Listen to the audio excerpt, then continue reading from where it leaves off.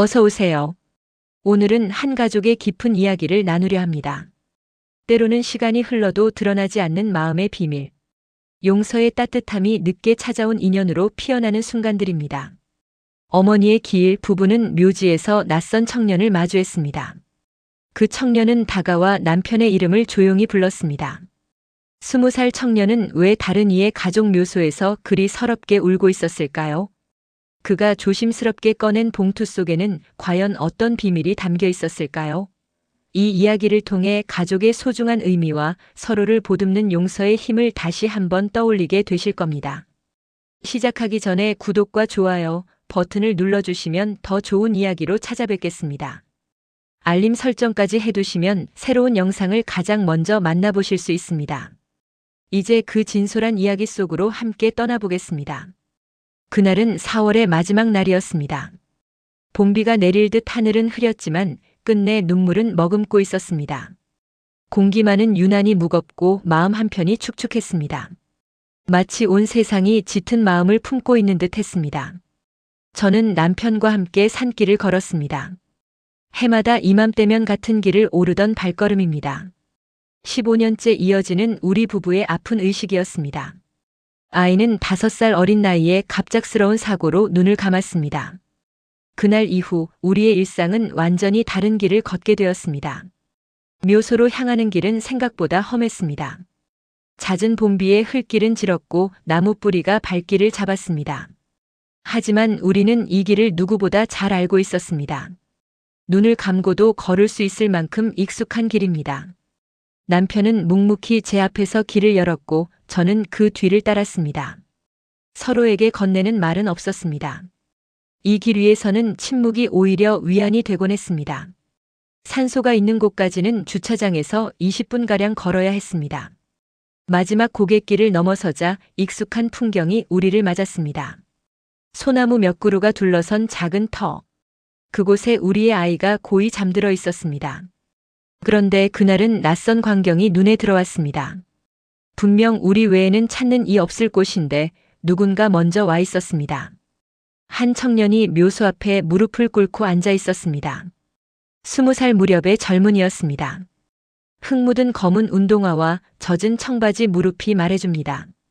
꽤 오래 그 자리에 앉아 있었던 듯 했습니다. 남편이 제 팔을 잡아 잠시 발걸음을 멈추었습니다. 우리는 조금 떨어진 곳에서 그 모습을 조용히 지켜봤습니다. 청년의 어깨는 작게 떨리고 있었습니다. 울고 있는 듯 했지만 소리는 들리지 않았습니다. 소리 없는 눈물이 그의 뺨을 타고 흘러내리는 듯 했습니다. 혹시 이 모습이 당신의 지난 날을 떠올리게 하나요? 청년의 손에는 하얀 봉투가 쥐어 있었습니다. 여러 번 접혔다 펴진 흔적이 역력한 봉투였습니다. 그는 그것을 조심스럽게 쥐고 있다가 천천히 열었습니다. 그리고 안에서 종이 한 장을 꺼냈습니다. 저는 남편의 얼굴을 살폈습니다. 남편도 당황한 표정이었습니다. 이 묘소에는 우리의 아이만 묻혀 있었습니다. 다른 이는 단 한 명도 없었습니다. 그런데 저 청년은 도대체 누구일까요? 왜 우리 아이의 묘소 앞에서 그리 서럽게 울고 있는 걸까요? 엄마. 청년의 입에서 아주 작은 목소리가 흘러나왔습니다. 그 한마디에 저는 온몸이 굳어버리는 듯 했습니다. 엄마라니요? 이곳에는 우리의 아이만 잠들어 있는데 말입니다. 혼란이 밀려왔습니다. 혹시 이곳을 잘못 찾아온 것일까요? 아니면 우리가 알지 못하는 무언가가 숨겨져 있을까요? 수많은 의문이 마음속을 스쳤습니다. 청년은 꺼낸 종이를 비석 앞에 조심스레 놓았습니다. 바람에 날리지 않도록 작은 돌로 가만히 눌러두었습니다. 그리고 다시 고개를 숙였습니다. 그의 등이 작게 떨렸습니다. 저는 용기를 내어 한 걸음 앞으로 다가갔습니다. 마른 나뭇가지 밟는 소리에 청년이 고개를 돌렸습니다. 우리와 시선이 마주쳤습니다. 청년의 눈은 붉게 물들어 있었습니다. 오랜 시간 눈물을 흘렸던 흔적이었습니다. 죄송합니다. 청년이 황급히 일어서며 작은 사과를 건넸습니다. 손으로 눈가를 훔치며 뒤로 물러섰습니다. 그는 우리가 누군지 알지 못했던 듯 했습니다. 여기, 혹시 잘못 오신 건 아니신가요? 남편이 조심스럽게 물었습니다. 목소리에는 작은 긴장이 스며 있었습니다. 청년은 고개를 가로저었습니다. 그리고 비석을 바라봤습니다. 우리 아이의 이름이 새겨진 그 검은 비석을 말입니다. 아닙니다. 제가 찾던 곳이 맞습니다. 청년의 대답에 저는 더욱 알 수 없었습니다. 도무지 무슨 말인지 이해할 수 없었습니다. 남편 또한 마찬가지였습니다. 우리는 서로를 바라봤습니다. 실례지만 어떤 관계이신지요? 제가 물었습니다. 목소리가 미세하게 떨려왔습니다.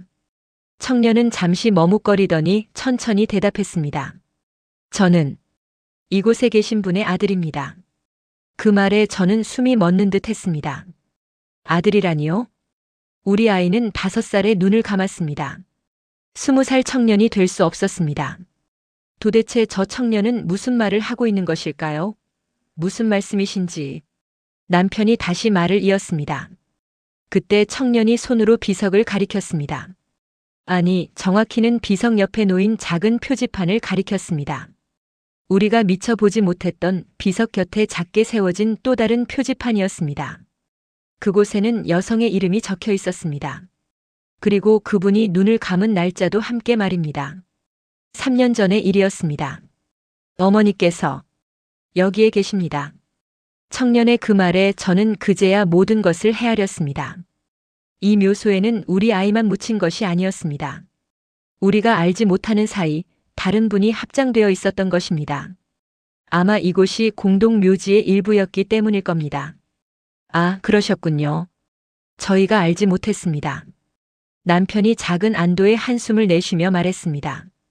저도 짓눌렸던 마음이 조금은 풀리는 듯 했습니다. 단순한 오해였습니다. 하지만 마음 한쪽에는 여전히 풀리지 않는 기분이 남았습니다. 무언가 석연치 않은 느낌이었습니다. 청년의 표정, 그의 눈빛, 손에 쥐고 있던 봉투. 모든 것이 단순한 묘 참배 이상의 사연을 품고 있는 듯 했습니다. 청년은 비석 앞에 놓았던 종이를 다시 집어들었습니다. 바람에 날아가기 전에 챙기려는 듯 했습니다. 그때 저는 그 종이에 적힌 글씨를 얼핏 보았습니다. 합격 통지서였습니다. 그것도 국내에서 가장 좋은 의과대학 합격 통지서였습니다. 그리고 눈에 띄는 문구가 있었습니다. 수석 합격. 청년은 모든 과목에서 가장 높은 성적으로 의대에 합격한 것이었습니다. 축하드립니다. 저도 모르게 작은 축하의 말을 건넸습니다. 청년이 고개를 들어 저를 바라봤습니다. 감사합니다. 그는 작게 미소를 지었습니다. 하지만 그 미소는 어딘가 슬펐습니다. 기쁨보다는 아쉬움이 더 많이 담긴 표정이었습니다. 어머니께 가장 먼저 보여드리고 싶었습니다. 청년의 목소리가 미세하게 떨려왔습니다. 다시 그의 눈가가 붉어졌습니다. 어머니께서 살아계셨다면 가장 기뻐하셨을 텐데. 그 말을 들으며 제 마음이 저며왔습니다. 저 또한 아이를 가슴에 묻은 어머니였습니다. 그 상실의 아픔을 누구보다 잘 알고 있었습니다. 청년 또한 저와 비슷한 슬픔을 겪었을 것입니다. 다만 저는 어머니로서 아이를 떠나보냈고 청년은 아들로서 어머니를 잃었을 뿐. 남편은 한동안 아무런 말도 하지 못했습니다. 그저 청년을 물끄러미 바라보고만 있었습니다. 남편의 눈빛이 예사롭지 않았습니다. 마음속에 뭔가 복잡한 감정들이 오가는 듯 했습니다. 혼자 사셨나요? 남편이 불쑥 물었습니다. 왜 그런 질문을 하는지 저는 헤아릴 수 없었습니다. 청년은 고개를 끄덕였습니다. 어머니는 평생 저를 홀로 키우셨습니다. 아버지는 계시지 않았습니다. 그 말에 남편의 얼굴은 굳어졌습니다. 저는 남편을 바라봤습니다. 무언가 이상했습니다. 남편의 반응이 평소와 다른 듯 했습니다. 청년은 봉투를 다시 가방에 조심스레 넣었습니다. 그리고 우리에게 고개를 숙였습니다. 실례했습니다. 이제 가보겠습니다. 그는 몸을 돌려 천천히 걷기 시작했습니다. 우리는 그의 뒷모습을 말없이 지켜봤습니다. 청년의 어깨는 여전히 축 처져 있었습니다. 마치 무거운 짐을 홀로 짊어진 듯 했습니다. 그가 시야에서 사라지자 저는 남편에게 물었습니다. 왜 그런 질문을 하신 거예요? 남편은 대답하지 않았습니다. 그저 비석만 바라보고 있었습니다. 우리 아이의 이름이 새겨진 비석이 아니라 그 옆에 작은 표지판을. 청년 어머니의 이름이 적힌 그 표지판을 말입니다. 무언가 이상했습니다. 남편의 태도가 평소와 달랐습니다. 하지만 저는 더 묻지 않았습니다. 단순한 동정심이었으리라 여겼습니다. 우리는 아이의 묘소 앞에 섰습니다. 미리 준비해온 음식을 정성껏 올리고 절을 올렸습니다. 15년째 이어지는 의식이었지만 그날은 왠지 마음이 복잡했습니다. 산을 내려오는 길 남편은 거의 말을 하지 않았습니다. 저 또한 침묵을 지켰습니다. 서로 각자의 생각에 깊이 잠겨 있었습니다. 그날 밤 저는 잠을 쉽게 이룰 수 없었습니다. 자꾸만 그 청년의 모습이 떠올랐습니다. 묘소 앞에서 눈물 흘리던 모습, 합격 통지서를 조용히 보이던 모습, 그리고 어머니를 부르던 그의 작은 목소리까지 말입니다. 남편의 미묘한 반응도 계속 마음에 걸렸습니다. 무언가가 이제 막 시작되고 있었습니다. 저는 그것을 마음속으로 느낄 수 있었습니다. 하지만 그것이 무엇인지는 아직 알 수 없었습니다. 그 일이 있고 며칠이 흘렀습니다. 저는 애써 일상으로 돌아가려 했습니다. 하지만 그날의 장면들이 자꾸만 눈앞에 아른거렸습니다. 청년의 얼굴, 그 조용히 흘리던 눈물, 그리고 남편의 알 수 없는 표정이었습니다. 남편은 그 후로 더욱 말수가 줄었습니다. 평소에도 과묵한 분이셨지만 요즘은 더 그러했습니다. 밥상머리에서도 대화는 거의 없었습니다. 무언가 깊은 생각에 잠겨 있는 듯 보였습니다. 일주일쯤 지났을 때였습니다. 남편이 불쑥 제게 말을 건넸습니다. 이번 주말에 병원에 좀 가봐야 할 것 같아. 남편은 이 지역의 한 재활병원을 후원하고 있습니다. 10년 넘게 꾸준히 기부를 이어왔고 가끔 봉사에도 참여했습니다. 우리 아이를 잃은 후 남편은 아픈 아이들을 돕는 일에 마음을 주었습니다. 그것이 남편에게는 위로이자 무거운 짐을 내려놓는 한 방식이었을 겁니다. 무슨 일 있어요? 아니, 그냥 오랜만에 봉사실에 들러볼까 해서. 남편의 대답은 간단했습니다. 하지만 목소리에는 작은 긴장이 스며 있었습니다. 저는 이상하다 생각했지만 더 묻지는 않았습니다. 토요일 오후 우리는 함께 병원으로 향했습니다. 재활병원은 시내에서 조금 떨어진 곳에 자리했습니다. 작은 규모였지만 시설은 깔끔하게 잘 관리되어 있었습니다. 봉사실에 도착하자 자원봉사자들이 우리를 반갑게 맞았습니다. 남편은 이곳에서 잘 알려진 후원자이셨기 때문입니다. 봉사실장이 우리를 안내하며 말했습니다. 오늘은 새로운 봉사자들이 많이 왔어요. 대학생들인데 참 열심히 합니다. 봉사실장의 말에 남편이 고개를 끄덕였습니다. 우리는 복도를 따라 걸었습니다. 아이들의 웃음소리가 들려왔습니다. 밝고 희망찬 분위기였습니다. 바로 그때였습니다. 한 방에서 누군가 나오는 모습이 보였습니다. 흰색 봉사조끼를 입은 청년이었습니다. 그리고 그 얼굴을 보는 순간 제 숨이 멎는 듯 했습니다. 묘소에서 만났던 바로 그 청년이었습니다. 청년도 우리를 보았습니다. 그의 눈이 크게 뜨였습니다. 분명 우리를 알아본 듯 했습니다. 하지만 그는 아무 말도 하지 않았습니다. 그저 우리에게 가볍게 고개를 숙였을 뿐입니다. 남편의 몸이 굳었습니다. 저는 남편의 팔을 잡았습니다. 그의 손은 차갑게 식어 있었습니다. 아, 저 학생이 이번에 새로 온 의대생이에요. 정말 성실하게 봉사합니다. 봉사실장이 우리에게 설명하며 청년에게 손짓했습니다. 잠깐 이쪽으로 와볼래요? 청년이 우리 쪽으로 걸어왔습니다. 걸음걸이가 조심스러웠습니다. 마치 위험한 것에 다가가는 것처럼 말입니다. 이분들이 우리 병원의 큰 후원자이십니다. 인사드려요. 청년은 우리 앞에 섰습니다. 그리고 정중히 허리를 숙였습니다. 안녕하십니까? 의대 1학년 55입니다. 그의 이름을 듣는 순간 남편의 손이 떨렸습니다. 저는 그것을 느낄 수 있었습니다.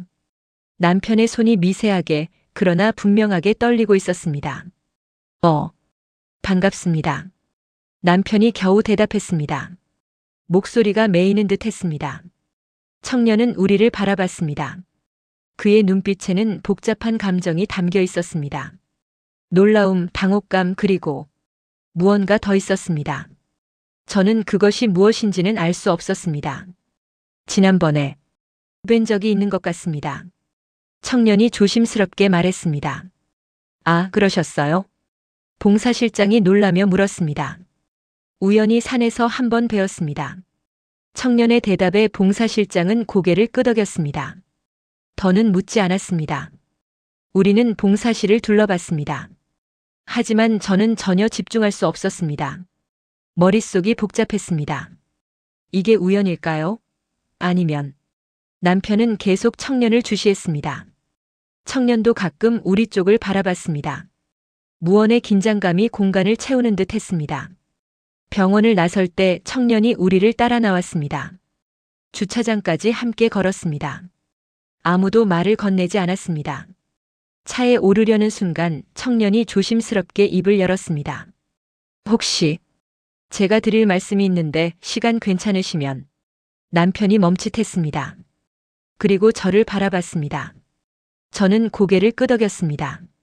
우리는 병원 근처의 작은 찻집으로 향했습니다. 조용하고 아늑한 곳이었습니다. 우리는 구석자리에 앉았습니다. 한동안 침묵이 흘렀습니다. 청년은 찻잔을 꽉 붙잡고 있었습니다. 그의 손에 힘이 들어가 있었습니다. 저는 청년이 다시 입을 열었습니다. 목소리가 떨렸습니다. 사실 그날 우연히 그곳에 간 것이 아닙니다. 남편의 몸이 굳었습니다. 어머니께서 돌아가시기 전에 제게 말씀하셨습니다. 제 아버지에 대해. 청년의 말에 저는 숨이 멎는 듯 했습니다. 무언가가 이제 시작되고 있었습니다. 뭔가 큰일이. 어머니는 평생 아버지 이야기를 하지 않으셨습니다. 저도 묻지 않았습니다. 어머니께서 힘들어 하실까봐. 하지만 마지막 순간에 어머니는 제게 이름을 알려주셨습니다. 청년이 남편을 응시했습니다. 그냥 같은 성을 쓰는 분이 어떤 얼굴인지 한번 뵙고 싶었습니다. 어머니가 평생 마음속에 품고 계셨던 분이 누구인지. 청년은 문 쪽으로 발길을 옮겼습니다. 다시는 찾아뵙지 않겠습니다. 편안하게 지내십시오. 그가 문을 열려는 순간 남편이 자리에서 일어섰습니다. 기다려라. 남편의 목소리가 갈라졌습니다. 청년이 멈칫했습니다. 남편이 말을 이었습니다. 하지만 무슨 말을 해야 할지 갈피를 잡지 못했습니다. 그저 청년을 바라보고만 있었습니다. 저도 일어섰습니다. 가슴속이 복잡했습니다. 분노, 슬픔, 당혹감. 헤아릴 수 없는 감정들이 뒤섞여 있었습니다. 하지만 그 무엇보다도 저는 그 청년이 마음 아팠습니다. 20살. 세상에서 가장 빛나야 할 나이에 홀로 어머니를 떠나보내고 홀로 아버지를 찾아 헤매는 청년. 그 모습이 너무나 애처로웠습니다. 일단 자리에 앉으세요. 제가 청년에게 조용히 권했습니다. 청년이 망설이다가 다시 자리에 앉았습니다. 우리는 한동안 아무 말도 하지 못했습니다. 그저 각자의 생각에 잠겨 있었습니다. 찻집 안에는 잔잔한 노랫소리가 흐르고 있었습니다. 창밖으로는 노을이 지고 있었습니다. 그날 우리는 많은 이야기를 나누지는 못했습니다. 하지만 한 가지는 분명해졌습니다. 이 청년과 우리의 인연은 이제 시작되었다는 것. 집으로 돌아오는 차 안은 침묵으로 가득했습니다. 남편은 운전대를 꽉 쥐고 있었습니다. 저는 그저 창밖을 바라봤습니다. 무엇을 해야 할까? 어떻게 해야 할까? 수많은 질문이 마음속을 맴돌았습니다. 하지만 답은 쉽게 나오지 않았습니다. 그날 밤 남편은 처음으로 제게 모든 것을 털어놓았습니다. 젊은 날의 이야기였습니다. 한 여인을 만났던 이야기. 그리고 책임지지 못하고 떠났던 이야기였습니다. 용서받을 수 없다는 거. 잘 알아. 남편이 힘겹게 말했습니다. 하지만 그때는 너무 어렸어. 두려웠어. 책임질 자신이 없었어. 저는 그의 이야기를 들었습니다. 그리고 이해하려 애썼습니다. 쉽지 않은 일이었습니다. 하지만 저 또한 알고 있었습니다. 사람은 누구나 저마다의 지난날을 안고 산다는 것을, 그리고 그 지난날은 때로는 우리를 찾아온다는 것을 말입니다. 그날 이후 우리의 일상은 조용히 변해갔습니다. 남편은 자주 멍하니 앉아있곤 했습니다. 지난 날을 깊이 되짚는 듯 보였습니다. 저는 그런 남편을 그저 지켜봤습니다. 무언가를 건네고 싶었으나 차마 입이 떨어지지 않았습니다. 청년은 그 후로 우리에게 소식을 전하지 않았습니다. 마치 약속이라도 한 듯 우리 삶에 다시 나타나지 않았습니다. 하지만 이상하게도 그의 부재가 더욱 크게 느껴졌습니다. 무언가 중요한 것이 허전한 듯 했습니다. 2주쯤 지났을 때였습니다. 남편이 조용히 제게 말했습니다. 병원에 다시 가볼까 합니다. 봉사활동 때문인가요? 네. 그리고 남편은 말을 잇지 못했습니다. 하지만 저는 남편이 진정으로 바라는 바를 헤아릴 수 있었습니다. 그 아이를 보고 싶은 것이지요? 남편이 고개를 끄덕였습니다. 미안하오. 저의 이기적인 마음을 압니다. 하지만 가시지요. 제가 말했습니다. 남편이 놀란 듯 저를 바라봤습니다. 함께 가겠습니다. 그 아이를 만나러. 남편의 눈가에 조용히 눈물이 맺혔습니다. 우리는 다시 병원을 찾았습니다. 여느 때와 같은 토요일 오후였습니다. 봉사실에는 여러 자원봉사자들이 있었습니다. 그 중에 그 청년도 있었습니다. 그는 작은 아이와 함께 그림을 그리고 있었습니다. 휠체어에 앉은 6살쯤 되어 보이는 여자아이였습니다. 청년은 아이의 눈높이에 맞춰 앉아 함께 색연필로 그림을 그리고 있었습니다. 우와, 정말 예쁜 꽃이구나. 청년이 아이의 그림을 보며 다정히 칭찬했습니다. 아이가 환하게 웃었습니다. 그 모습을 보며 저는 문득 생각했습니다. 이 청년은 참으로 따뜻한 의사가 될 것이라고 말입니다. 청년이 우리를 발견했습니다. 잠시 당황한 표정을 지었지만 곧 아이에게 조용히 말했습니다. 잠깐만 기다리렴. 선생님이 곧 올게. 그리고 우리 쪽으로 발걸음을 옮겼습니다. 안녕하십니까? 청년이 조심스럽게 인사를 건넸습니다. 시간 괜찮으니? 남편이 물었습니다. 청년이 주위를 살폈습니다. 30분 후면 봉사 시간이 마칩니다. 그러면 기다리겠다. 밖에서 우리는 병원 밖 벤치에 앉아 기다렸습니다. 5월의 햇살은 참으로 따뜻했습니다. 바람도 부드럽게 불었습니다. 하지만 제 마음은 여전히 복잡했습니다. 이것이 우연일까요? 아니면 30분이 지나자 청년이 나왔습니다. 봉사 조끼를 벗고 가방을 메고 있었습니다. 그는 우리에게 다가왔습니다. 식사 하지는 않았니? 남편이 물었습니다. 청년이 고개를 끄덕였습니다. 아직입니다. 그러면 같이 식사하자. 남편의 제안에 청년이 잠시 망설였습니다. 하지만 거절하지는 않았습니다. 우리는 근처의 한식당으로 향했습니다. 조용하고 단아한 한식당이었습니다. 우리는 구석진 자리에 앉았습니다. 음식이 나왔습니다. 하지만 누구도 쉽게 젓가락을 들지 못했습니다. 조용한 침묵만이 흘렀습니다. 잘 지내고 있니? 제가 청년에게 물었습니다. 청년이 고개를 들었습니다. 네, 학교 기숙사에서 지내고 있습니다. 홀로? 네. 벗들은? 있습니다. 좋은 벗들입니다. 짧은 대화였지만 청년의 형편을 헤아릴 수 있었습니다. 홀로 생활하고 있다는 것, 그리고 어딘가 외로워 보인다는 것. 장학금은 받고 있니? 남편이 물었습니다. 네, 모든 학비를 지원받고 있습니다. 생활비는? 아르바이트를 조금 합니다. 병원 봉사도 하고 주말에는 과외도 합니다. 청년의 대답을 들으며 남편의 표정이 더욱 어두워졌습니다. 저 또한 마찬가지였습니다. 이 아이는 모든 것을 홀로 감당하고 있었습니다. 힘들지 않니? 남편이 물었습니다. 그의 목소리가 미세하게 떨려왔습니다. 청년은 잠시 말을 잊었다가 조용히 대답했습니다. 힘들지 않다 하면 거짓말이겠지요. 그의 눈가가 다시 붉어졌습니다. 하지만 어머니께서 평생 홀로 저를 키우시며 얼마나 힘겨우셨을지 생각하면 이 정도는 아무것도 아닙니다. 그 말에 남편이 고개를 떨구었습니다. 저는 남편의 손을 잡았습니다. 그의 손은 여전히 차갑게 식어 있었습니다. 너의 어머니는 남편이 말을 이었습니다.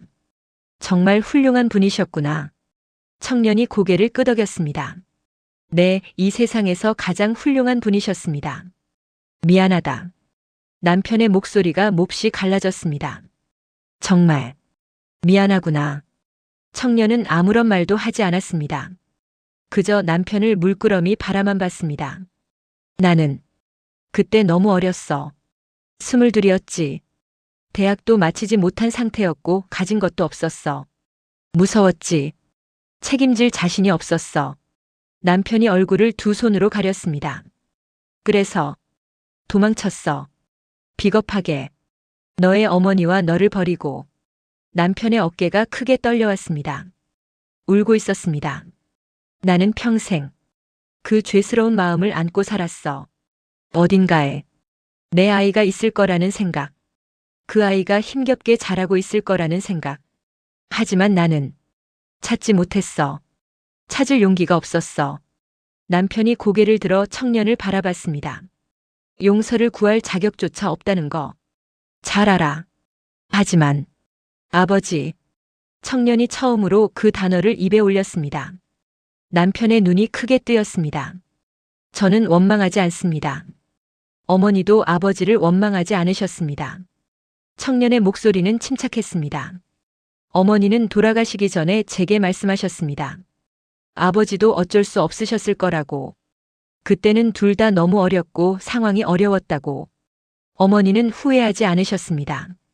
저를 낳고 키운 것을 오히려 감사하셨습니다. 저라는 아들을 가질 수 있어서. 청년의 눈에서 눈물이 흘러내렸습니다. 그래서 저 또한 원망할 수 없습니다. 어머니께서 용서하신 분을. 남편이 테이블에 얼굴을 묻었습니다. 그의 어깨가 크게 들썩였습니다. 흐느끼고 있었습니다. 저도 눈물이 났습니다. 이 모든 상황이, 이 모든 아픔이 마음을 저미는 듯 했습니다. 그날 우리는 오랜 시간 식당에 앉아 있었습니다. 많은 이야기를 나누었습니다. 청년의 어린 시절 이야기, 어머니와 함께한 시간들, 힘들었던 순간들, 그리고 소중했던 추억들. 청년은 말했습니다. 어머니가 자신을 얼마나 사랑했는지, 어떻게 홀로 자신을 키워냈는지, 밤늦도록 일하고 주말에도 쉬지 않고 그렇게 자신에게 모든 것을 다했는지. 남편은 들었습니다. 그리고 울었습니다. 자신이 함께하지 못한 시간들, 자신이 보지 못한 성장기의 순간들, 모든 것이 가슴 아팠습니다. 저도 함께 울었습니다. 한 여인의 숭고한 희생이, 한 아이의 깊은 외로움이, 그리고 한 남자의 무거운 회한이 모두를 슬프게 했습니다. 해가 지고 있었습니다. 식당 밖으로 노을빛이 아름답게 물들고 있었습니다. 이제 어찌하면 좋을까? 남편이 물었습니다. 누구에게 묻는 것인지 알 수 없었습니다. 청년에게인지 저에게인지 아니면 스스로에게 던지는 물음인지. 청년이 조용히 대답했습니다. 저는 그저 아버지가 어떤 분인지 알고 싶었습니다. 그것만으로도 충분합니다. 그것이 전부이니? 남편이 다시 물었습니다. 청년이 고개를 끄덕였습니다. 네, 저는 이제 성인입니다. 저의 길을 갈 수 있습니다. 아버지께 부담을 드리고 싶지 않습니다. 하지만 저는 헤아릴 수 있었습니다. 그것이 청년의 진심이 아니라는 것을.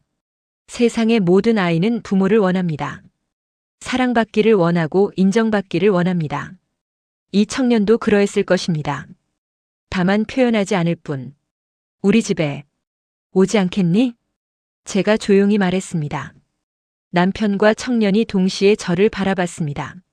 적어도 주말에는 따뜻한 밥이라도 함께 먹자. 가족처럼 말이야. 청년의 눈빛이 흔들렸습니다. 하지만 제가 가도 괜찮을까요? 사모님께. 나도 아이를 잃었네. 제가 말했습니다. 15년 전에 5살 어린 나이에. 그 아픔을 누구보다 잘 알지. 부모 없이 자라는 아이의 외로움도 조금은 짐작할 수 있네. 저는 청년의 손을 잡았습니다. 완벽한 가족은 아닐 것이야. 우리도 저마다의 상처가 많으니까. 하지만 함께 아파하며 살아갈 수는 있을 것 같네. 청년의 눈에서 눈물이 흘러내렸습니다. 이번에는 소리내어 울었습니다. 참았던 모든 감정이 터져나오는 듯 했습니다. 남편도 울었습니다. 저도 함께 울었습니다. 그날 우리는 새로운 시작을 약속했습니다. 완벽하지는 않지만 진심 어린 시작을 말입니다. 청년이 처음 우리 집에 온 날을 또렷이 기억합니다. 일요일 오후였습니다. 초인종이 울렸을 때 제 가슴이 두근거렸습니다. 내심 긴장되었습니다. 어떻게 맞아야 할지, 무슨 말을 건넬지 막막했습니다. 문을 열자 청년이 조용히 서 있었습니다. 손에는 작은 꽃다발을 들고 있었습니다. 이것, 별것은 아니지만요. 청년이 수줍게 꽃을 내밀었습니다. 저는 그것을 받으며 작은 미소를 지었습니다. 고맙네. 이리 들어오게. 거실로 안내했습니다. 청년은 조심스럽게 집안을 둘러봤습니다. 남편이 소파에서 천천히 일어섰습니다. 왔구나. 네, 아버지. 그 단어가 아직은 어색한 듯 했습니다. 하지만 청년은 계속 그렇게 불렀습니다. 저는 부엌으로 가서 미리 준비해둔 음식들을 꺼냈습니다. 청년이 좋아할 만한 음식들로 마음을 담아 차렸습니다. 잡채와 불고기, 김치찌개, 그리고 여러 가지 정갈한 반찬들. 식탁에 음식을 차리는 동안 남편과 청년은 거실에서 조용히 대화를 나누었습니다. 어색한 침묵이 흐르기도 했지만 조금씩 이야기가 오갔습니다. 식사 준비되었어요. 제가 부르자 두 사람이 식탁으로 왔습니다. 우리는 나란히 자리에 앉았습니다. 많이 들게. 제가 청년의 그릇에 반찬을 조용히 올려주었습니다. 청년이 잠시 당황한 듯 했지만 이내 고개를 숙였습니다. 고맙습니다. 식사가 시작되었습니다. 처음에는 조용했습니다. 각자 음식에만 조용히 집중했습니다. 하지만 시간이 흐르자 조금씩 대화가 시작되었습니다. 학교 생활은 어떠하니? 남편이 조심스럽게 물었습니다. 좋습니다. 수업이 어렵기는 하지만 흥미롭습니다. 의과대학이 공부하기 힘들다고들 하더군. 네, 하지만 제가 간절히 원하던 공부이니까요. 왜 의사가 되고 싶었니? 제가 물었습니다. 청년이 잠시 깊이 생각하다가 대답했습니다. 어머니 때문입니다. 어머니께서 아프셨을 때 저는 아무것도 해드릴 수 없었습니다. 그저 지켜볼 수밖에 없었습니다. 청년의 목소리가 미세하게 떨려왔습니다. 그때 마음먹었습니다. 다른 분들은 그런 고통을 겪지 않도록 돕고 싶다고요.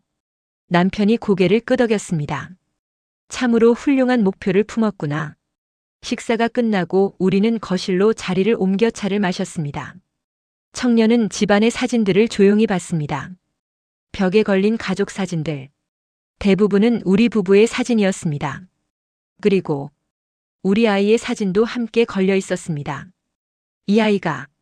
청년이 조심스럽게 물었습니다. 우리 아들이네. 5살 어린 나이에 사고로.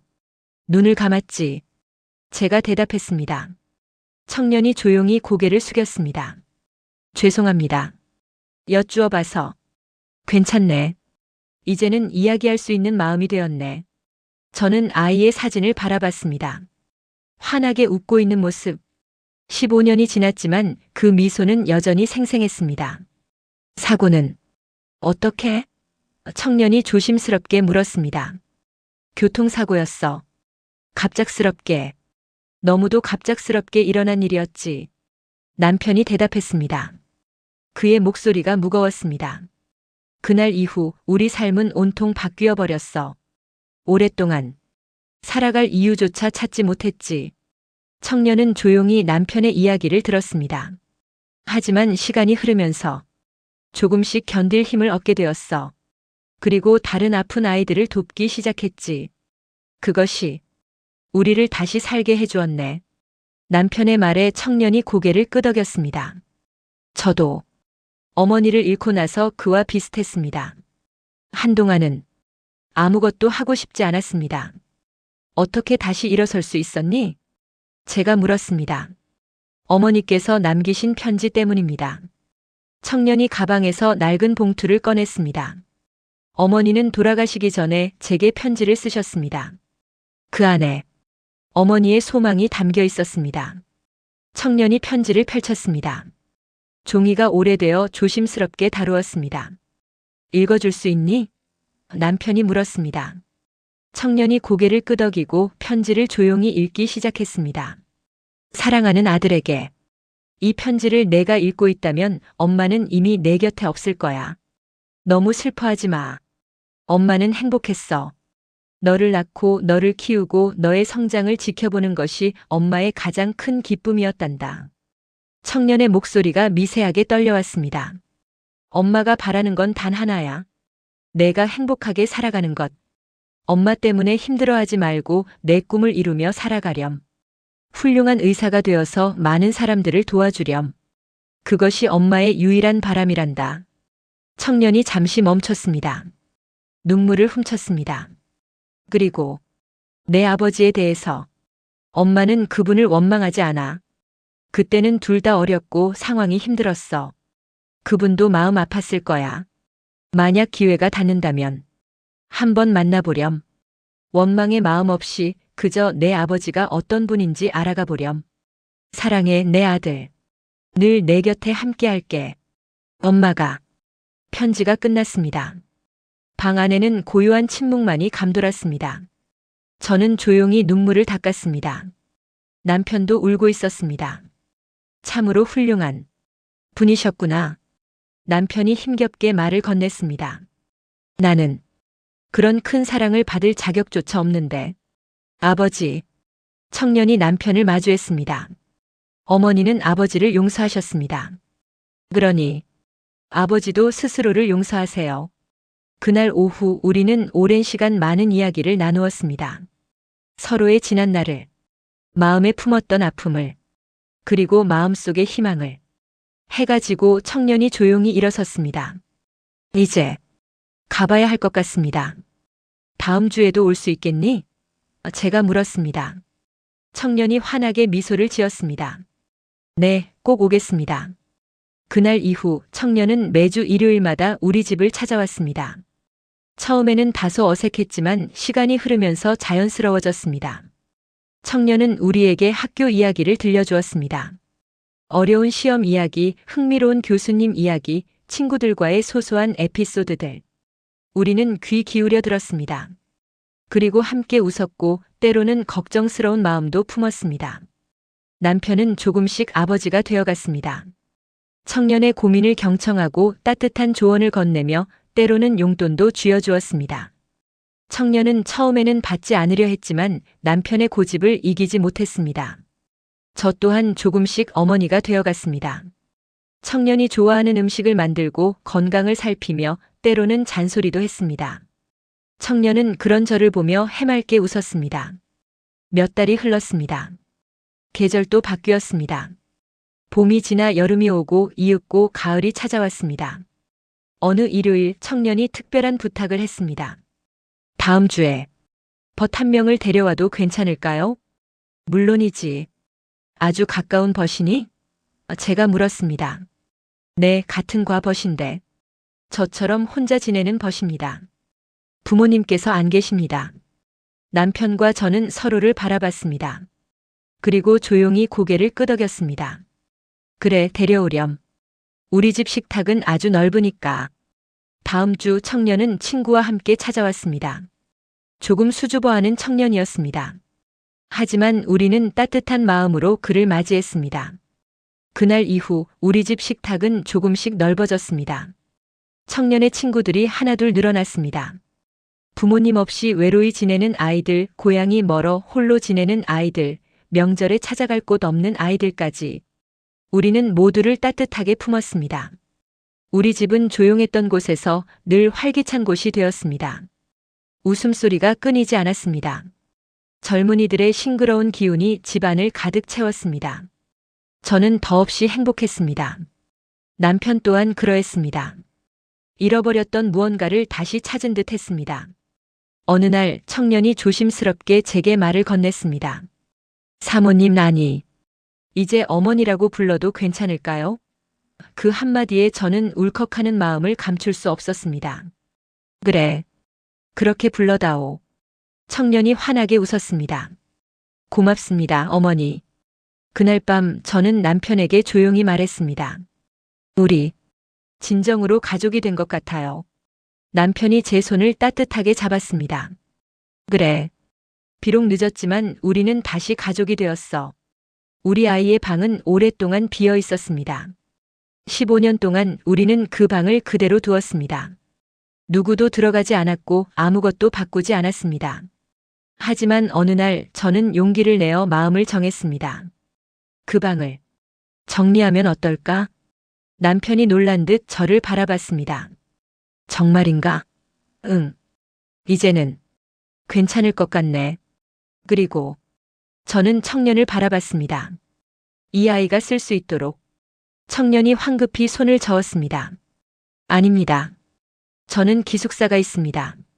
시험 기간에는 마음 깊이 집중하고 싶을 때는 그저 쉬고 싶을 때는 제가 조용히 말했습니다.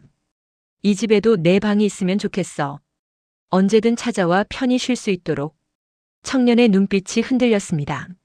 하지만 먼저 떠난 아드님의 우리 아이도 그리 바랄 것이야. 남편이 말을 이었습니다. 형으로서 아우에게 방을 내어주는 것이지. 그날 우리는 함께 방을 정리했습니다. 조심스럽게 하나하나 아이의 물건들을 상자에 담았습니다. 슬픔에 잠겨 울기도 했습니다. 하지만 서로를 보며 웃기도 했습니다. 이 장난감 기억나는가? 남편이 낡은 자동차 장난감을 들어 보였습니다. 물론이지요.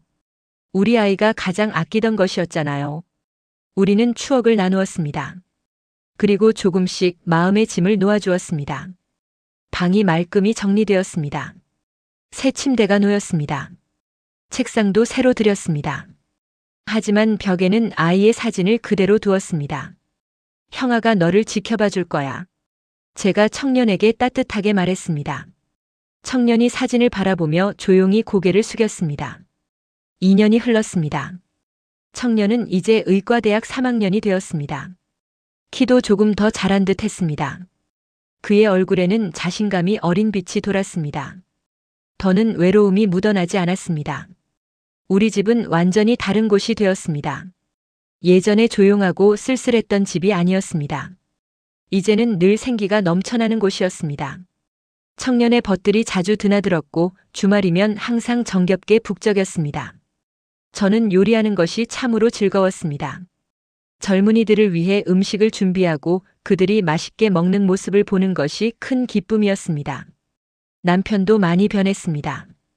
예전보다 훨씬 밝아졌습니다. 얼굴에는 웃음꽃이 자주 피어났습니다. 여보, 오늘 아이들이 몇 명이나 온다고 하던가요? 남편이 조용히 물었습니다. 이제 청년의 벗들을 아이들이라 부르기 시작했습니다. 마치 자신의 아이들인 것처럼 말입니다. 5명입니다. 다들 시험이 끝나고 온다고 합니다. 그러면 고기를 좀 더 사와야겠구려. 남편이 장바구니를 들고 나섰습니다. 저는 그 모습을 보며 따뜻한 미소를 지었습니다. 어느 일요일 청년이 특별한 사람을 데려왔습니다. 아름다운 젊은 여성이었습니다. 그녀 또한 같은 학교 간호학과 학생이었습니다. 이분은 제 마음의 벗입니다. 청년이 수줍게 그녀를 소개했습니다. 여성도 얼굴을 붉혔습니다. 안녕하십니까? 오오이라고 합니다. 어머, 어서 와요. 자네 이야기는 많이 들었네. 저는 그녀를 반갑게 맞았습니다. 실은 청년에게서 여자친구 이야기를 들은 적이 있었습니다. 식사 시간 저는 그녀를 조용히 살폈습니다. 밝고 활기찬 성격이었습니다. 청년을 바라보는 눈빛이 참으로 따뜻했습니다. 청년 또한 그녀를 보며 행복해 보였습니다. 두 사람 참 잘 어울리는구려. 남편이 제게 조용히 속삭였습니다. 저도 고개를 끄덕였습니다. 식사가 끝나고 그녀가 설거지를 돕겠다고 나섰습니다. 제가 할게요, 어머니. 괜찮아, 함께 하자. 우리는 나란히 서서 설거지를 했습니다. 그녀가 조심스럽게 물었습니다. 어머니, 제가 오오이에게 잘 해주고 있을까요? 물론이지. 그 아이가 얼마나 행복해하는데. 다행입니다. 저는 오오이가 참으로 소중합니다. 그녀의 진심이 따뜻하게 전해져 왔습니다. 그 아이에게는 힘겨운 날들이 참 많았지. 제가 조용히 말했습니다. 어머니를 일찍 여의고 홀로 자라면서. 하지만 이제는 괜찮아. 우리가 곁에 있으니. 그녀가 고개를 끄덕였습니다. 저도 곁에서 함께하고 싶습니다. 오오이 곁에. 고마워. 잘 부탁하네. 그날 이후 그녀 또한 우리 가족의 일원이 되었습니다.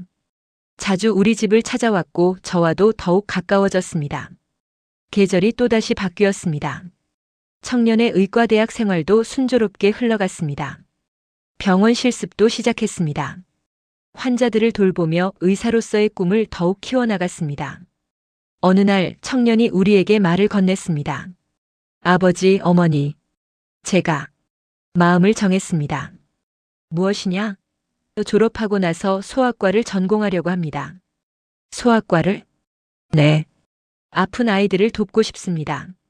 그리고 청년이 우리를 바라봤습니다. 형의 이름으로 장학재단을 만들고 싶습니다. 저처럼 어려운 형편의 학생들을 돕는 재단으로요. 남편의 눈가에 눈물이 맺혔습니다. 정말 그렇게 할 것이냐? 네.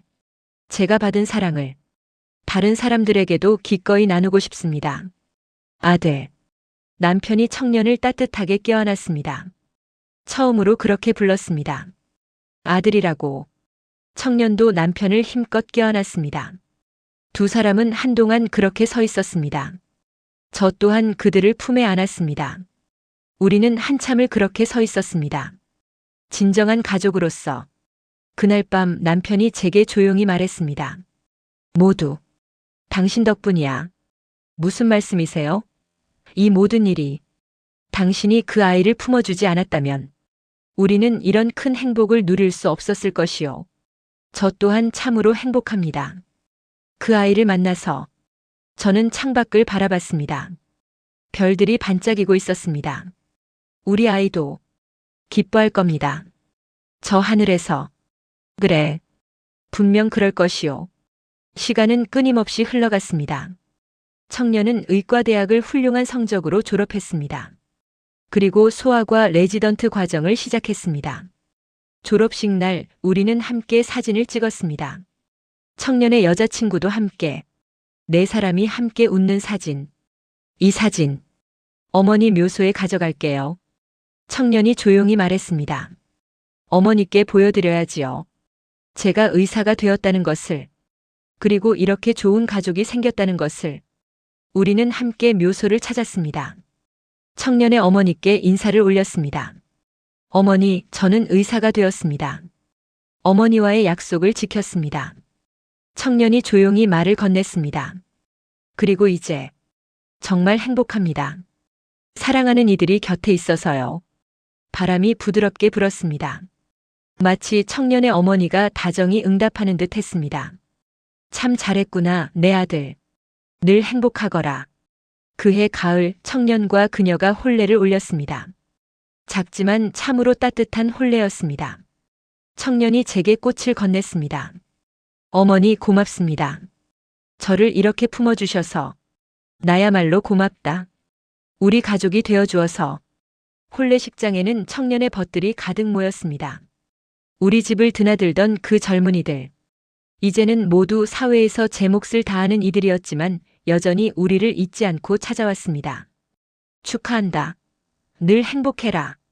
축하의 마음들이 물결처럼 쏟아졌습니다. 청년은 환한 미소를 지었습니다. 고맙습니다, 여러분. 피로연이 끝나고 우리는 청년 부부와 함께 앉았습니다. 앞으로 잘 부탁드립니다. 새 식구가 된 며느리가 조용히 말했습니다. 우리야말로 언제든 편히 찾아오렴. 네, 매주 찾아올게요. 어머니의 정성 어린 음식이 그리울 테니까요. 우리는 모두 소리내어 웃었습니다. 몇 년이 더 흘렀습니다. 청년은 이제 소아과 전문의가 되었습니다. 환자들을 진심으로 돌보며 뛰어난 의사로 인정받고 있었습니다. 특히 어린아이들이 그를 참으로 좋아했습니다. 그리고 약속대로 장학재단을 설립했습니다. 우리 아이의 이름으로. 오오 장학재단. 어려운 형편의 학생들에게 배움의 기회를 주는 재단이었습니다. 이 재단이 많은 아이들에게 희망의 빛이 될 것이요. 남편이 흐뭇한 표정으로 말했습니다. 우리 아이도 기뻐할 겁니다. 저 또한 말을 이었습니다. 저 하늘에서 환히 웃고 있을 겁니다. 어느 봄날 청년이 우리를 찾아왔습니다. 참으로 기쁜 소식을 가지고 아버지, 어머니, 저희에게 새 생명이 찾아왔습니다. 정말이냐? 우리는 너무나 기뻤습니다. 마침내 손주가 찾아오는 것이었습니다. 정말 축하한다. 고맙습니다. 그런데 청년이 조심스럽게 말했습니다. 아이가 아들이면 형의 이름을 쓰고 싶은데 괜찮으실까요? 남편과 저는 서로를 바라봤습니다. 가슴 속에서 뜨거운 눈물이 솟아올랐습니다. 그래, 그렇게 하렴. 남편이 떨리는 목소리로 대답했습니다. 우리 아이의 이름이 다시 이렇게 빛나는구나. 몇 달 후 아기가 태어났습니다. 건강한 사내 아이였습니다. 우리는 병원으로 단숨에 달려갔습니다. 신생아실 유리창 너머로 아기를 보았습니다. 작고 더없이 소중한 생명이었습니다. 저것이 우리의 손주구나. 남편이 말했습니다. 그의 목소리가 한없이 떨렸습니다. 참으로 아름답습니다. 저도 눈물을 흘렸습니다. 청년이 우리에게 다가왔습니다. 아버지, 어머니, 아기 보셨어요? 응, 보았다. 정말 예쁘구나. 이름은 형의 이름으로 지었습니다. 청년이 출생신고서를 보여주었습니다. 그곳에는 우리 아이의 이름이 또렷이 적혀 있었습니다. 고맙구나. 정말 고맙다. 남편이 청년의 손을 따뜻하게 잡았습니다. 그날 우리는 오랜만에 우리 아이의 묘소를 찾았습니다. 아들아, 내 이름을 가진 아기가 태어났구나. 남편이 묘소에 대고 조용히 말했습니다. 내 동생의 아이란다. 내 조카야. 너처럼 건강하고 훌륭하게 자랄 것이야. 저 또한 말을 이었습니다. 우리가 너에게 다 해주지 못했던 사랑. 그 아이에게 고스란히 전해줄게. 너의 이름으로. 바람이 부드럽게 불었습니다. 따뜻한 봄바람이었습니다. 집으로 돌아오는 길 남편이 조용히 말했습니다. 우리 참 먼 길을 걸어왔구려. 그러게 말입니다. 그때 그 묘소에서 그 아이를 만났을 때 이렇게 될 줄 누가 알았겠습니까? 운명이었나 봅니다. 아니면 참으로 큰 기적이었거나 우리는 서로의 손을 꼭 잡았습니다. 여보, 사랑합니다. 저 또한 당신을 사랑합니다. 그날 밤 저는 오랜만에 깊고 편안한 잠을 잤습니다. 꿈을 꾸었습니다. 우리 아이가 꿈에 나타났습니다. 환한 미소를 띠고 있었습니다. 엄마, 아빠, 저 괜찮아요. 참 행복합니다. 동생 잘 보살펴 주세요. 그리고 조카도요. 사랑합니다. 아이가 손을 흔들었습니다. 그리고 천천히 꿈속에서 사라졌습니다. 아침에 눈을 떴을 때 저는 소리 없이 웃고 있었습니다. 눈물도 흘렀습니다. 하지만 슬프지 않았습니다. 마음 깊이 행복했습니다. 여보, 꿈을 꾸었어요. 무슨 꿈이었소? 우리 아이가 나타났습니다. 행복하다고 하더군요. 남편이 제 손을 따뜻하게 잡았습니다. 그래. 분명 그럴 것이요. 시간은 쉬지 않고 흘러갔습니다. 손주는 무럭무럭 건강하게 자랐습니다. 청년은 훌륭한 소아과 의사가 되었습니다. 많은 아이들을 보살펴 귀한 생명을 구했습니다. 장학재단도 나날이 커져갔습니다. 해마다 수십 명의 학생들에게 귀한 장학금을 지원했습니다. 우리 집 식탁은 여전히 정겹게 넓었습니다. 이제는 청년의 가족, 그의 벗들, 장학생들, 그리고 아이들의 환자 가족들까지 참으로 많은 이들이 우리 집을 찾아왔습니다. 어머니, 오늘도 맛있는 음식 준비하시느라 힘드셨지요? 청년이 설거지를 도우며 다정하게 말했습니다. 아니야, 참 즐겁구나. 이렇게 많은 이들과 함께하는 것이 저 또한 고맙습니다. 어머니 덕분에 이렇게 귀한 인연들을 만났습니다. 내가 우리 삶에 찾아와 주어서 우리 또한 참으로 고맙구나. 청년이 저를 따뜻하게 껴안았습니다. 사랑합니다, 어머니. 나도 너를 사랑한다, 아들. 그날 밤 온 가족이 한자리에 모여 앉았습니다. 청년 부부, 손주, 그리고 우리 부부. 5명이 식탁에 둘러앉아 있었습니다. 하지만 우리는 알고 있었습니다. 식탁에는 눈에 보이지 않는 의자가 하나 더 있다는 것을, 우리 아이가 앉아 있다는 것을, 그리고 청년의 어머니도 함께하고 있다는 것을 말입니다. 모두 건배합시다. 우리는 함께 잔을 들었습니다. 우리의 귀한 가족을 위하여 맑은 소리를 내며 잔을 부딪혔습니다. 창밖으로 별들이 반짝였습니다. 2개의 별이 유난히 밝게 빛나고 있었습니다. 마치 우리를 따뜻하게 지켜보는 것처럼. 사랑은 항상 제때 찾아오지는 않습니다. 때로는 한참을 기다리게도 합니다. 하지만 우리 곁에 도착하지 않는 사랑은 없습니다. 늦더라도 먼 길을 돌아오더라도 결국 사랑은 스스로 길을 찾아옵니다. 우리가 그랬던 것처럼, 청년이 우리 삶에 귀하게 찾아와 주었던 것처럼, 그리고 우리가 다시 진정한 가족이 되었던 것처럼 말입니다. 사랑은 깊은 기다림의 끝에서 시작됩니다. 그리고 용서라는 넉넉한 마음의 첫걸음에 있습니다. 우리는 그것을 배웠습니다. 비록 늦게 알았지만 참으로 확실하게 말입니다. 여러분, 오늘 나눈 이야기는 여기에서 매듭을 짓겠습니다. 늦게 찾아온 귀한 인연. 하지만 결코 늦지 않은 사랑이었습니다. 지난날 상처와 아픔도 있었지만 이내 따뜻한 용서와 깊은 치유로 이어졌지요. 세상에는 참으로 다양한 가족의 모습이 있습니다. 피를 나눈 가족이 있고 소중한 인연으로 맺어진 가족도 있습니다. 그 모든 가족의 깊은 마음에는 사랑이 있습니다. 서로를 아끼고 정성으로 돌보며 함께 마음을 나누는 성장입니다. 여러분에게도 혹시 마음속에 남아있는 인연이 있으신가요? 혹은 온전히 용서하지 못한 지난날의 기억이 있으신지요? 이 이야기가 여러분의 마음속에 작은 용기를 더했으면 좋겠습니다. 무언가 늦었다고 생각할 그때가 바로 가장 빠른 때일 것입니다. 진심 어린 사랑을 전하기에, 용서를 구하기에, 마음을 열고 화해를 시작하기에 늦은 때는 없습니다. 오늘 이야기가 여러분의 마음에 잔잔한 울림을 주었기를 바랍니다. 다음에도 더 깊이 있는 이야기로 다시 찾아뵙겠습니다. 들어주셔서 고맙습니다.